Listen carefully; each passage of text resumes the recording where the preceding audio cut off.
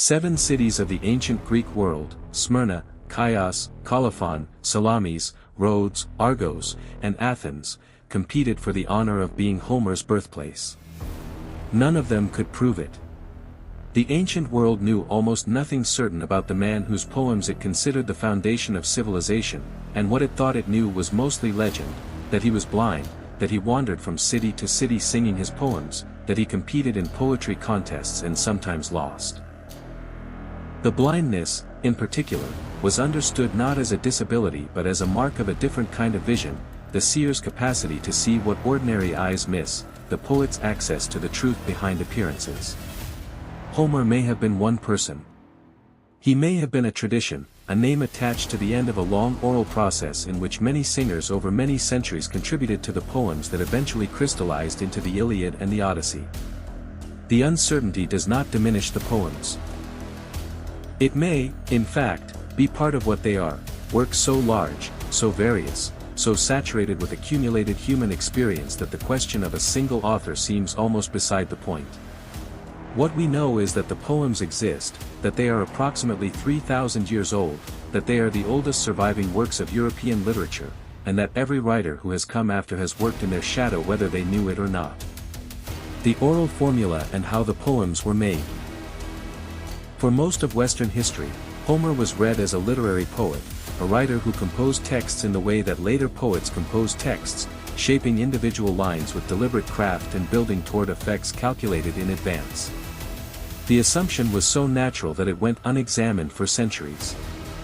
Then, in the 1930s, an American scholar named Milman Parry spent time in Yugoslavia recording oral epic singers, the Guslari, who performed long heroic poems from memory, without writing, composing in real time before live audiences. What Parry found changed the understanding of Homer permanently. The oral epic singers did not memorize fixed texts. They composed using formulas, repeated phrases of fixed metrical shape that could be inserted into the line wherever the rhythm required a particular kind of expression. Swift-footed Achilles, rosy-fingered Dawn, gray-eyed Athena, Hector of the gleaming helmet. These are not decorative epithets added for poetic color. They are components of a compositional system, each formula occupying a specific metrical position in the hexameter line, allowing the singer to build a line while his mind was already planning the next one. The implications were significant. A poet using this system could compose and perform poems of extraordinary length. The Iliad runs to 15,000 lines, the Odyssey to 12,000. Without writing a word, because the system provided the building blocks and the tradition provided the stories.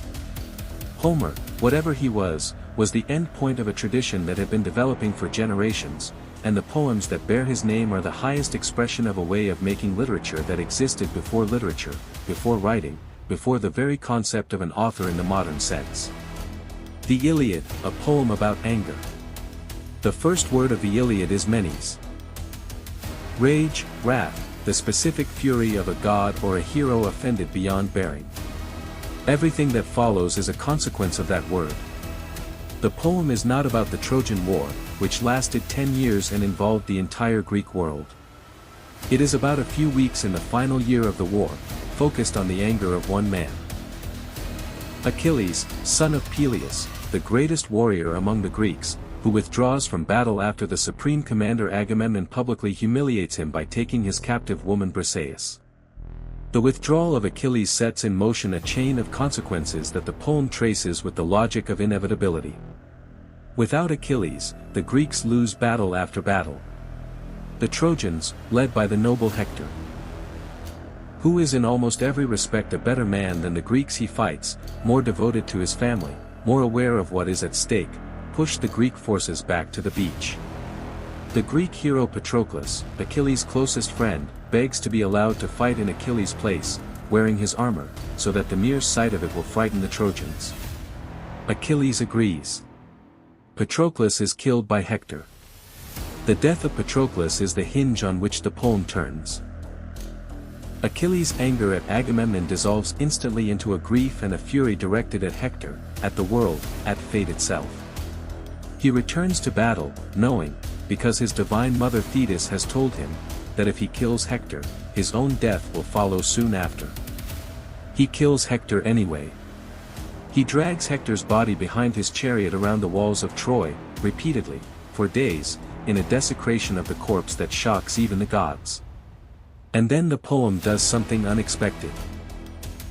In its final book, it turns away from heroism and war towards something quieter and more devastating. The old Trojan king Priam, whose son Achilles has killed, whose city is doomed, who has watched his world disintegrate around him, comes alone, at night, through the Greek camp, to Achilles' tent to ransom his son's body. He kneels before Achilles and says, "Remember your own father, godlike Achilles." He kisses the hands that have killed his children. Achilles weeps. Priam weeps. They weep separately, for different losses, and then Achilles lifts the old man up, and they look at each other, and the rage that has driven the poem dissolves into something that the poem never names but that every reader recognizes: the shared knowledge of mortality, the grief that connects enemies, the humanity that survives even war. Homer ends his poem about wrath with an act of mercy. The Greeks give Priam 11 days of truce so he can bury Hector. The poem ends. Troy will fall, but not yet. The Iliad's humanism, no villains. What is most remarkable about the Iliad, reading it with modern eyes, is its refusal to demonize the enemy.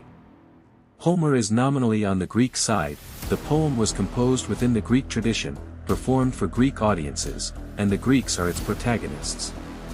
But the Trojans are not presented as monsters or barbarians or figures of contempt. They are presented as people. Hector's farewell to his wife Andromache and their infant son Astyanax, in the 6th book, before Hector returns to battle, is one of the most moving scenes in the poem. Hector takes off his helmet because the baby is frightened by the horsehair plume, and the baby reaches for him, and they laugh, and then Hector prays for his son and knows, with the clear-eyed tragic awareness that distinguishes him from almost every other character in the poem, that Troy will fall and Andromache will be enslaved and Astyanax killed. He goes back to fight anyway, not because he believes he can win, but because his duty requires it. Paris, whose seduction of Helen caused the war, is presented not as a villain but as a man whose nature simply does not fit the world he has created around himself, beautiful, cowardly, sensual, unable to sustain the commitment that his choice demanded.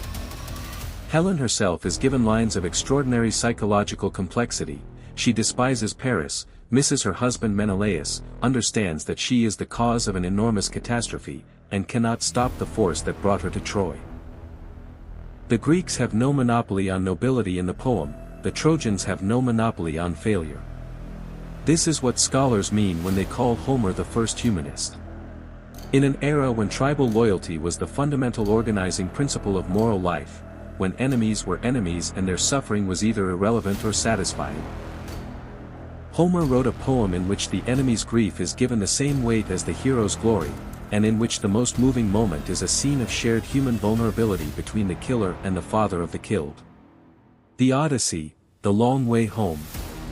Where the Iliad is a poem of concentrated, almost unbearable intensity, a single emotional crescendo sustained across 24 books.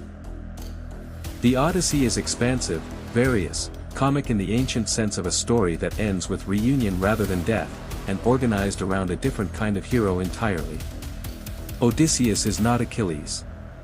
Achilles is defined by his excellence in one supreme form, warfare, and by the absoluteness of his emotional responses.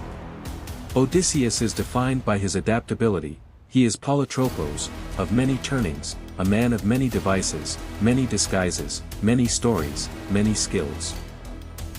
Where Achilles chooses glory and accepts death, Odysseus chooses life and accepts the cost of that choice, which is 10 years of wandering before he reaches home. The wanderings are a catalogue of human temptations and dangers, each episode testing a different aspect of the hero's character. The Cyclops Polyphemus tests physical courage and intelligence. Odysseus blinds him, but cannot resist shouting his own name as he escapes, provoking the curse that will extend his journey by years. Circe the Enchantress tests the capacity to resist transformation, the loss of the specifically human in the face of desire. The land of the dead forces a confrontation with mortality and with everything left behind, It is here that Achilles, now a shade in the underworld, tells Odysseus that he would rather be the lowest slave among the living than king among the dead, a reversal of everything the Iliad had seemed to assert about the value of glory. The 7 years on Calypso's island, where the goddess offers Odysseus immortality and eternal youth if he will stay with her, produce what is perhaps the most quietly radical moment in ancient literature. Odysseus refuses. He chooses mortality, aging, the uncertain future, the mortal wife on a rocky island, over endless existence in paradise. Homer does not present this as an easy choice or an obviously correct one. He presents it as a choice that defines what it means to be human. The acceptance of limitation as the condition of genuine experience. The shield and the world. In the 18th book of the Iliad, Thetis goes to the divine smith Hephaestus and asks him to make new armor for Achilles, whose old armor Patroclus had been wearing when he was killed. Hephaestus agrees, and Homer describes the making of the shield in more than 100 lines. The most famous extended description in ancient literature, so detailed and so comprehensive that it has been called a miniature model of the ancient world. On the shield Hephaestus places the earth, the sky, the sea, the sun, the moon, and the stars in their constellations. Then he places 2 cities, one at peace, where a wedding is taking place and a legal dispute is being settled in the marketplace, with citizens gathered to watch the proceedings. One at war, with armies besieging the walls and ambushes being laid at the river. Then agricultural scenes, plowing, harvesting, the vintage, a cattle herd attacked by lions. Then dancing, young men and women in a circle, with a crowd watching and a singer playing the lyre at the center. The shield is a poem within a poem, a compressed image of everything that exists outside the war, the ordinary life that war interrupts and that makes war bearable only in retrospect.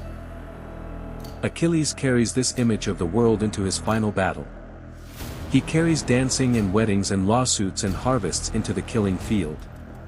Homer puts the whole of human existence on the shield of a man who has chosen death, and says, this is what he is defending, and this is what he is leaving behind.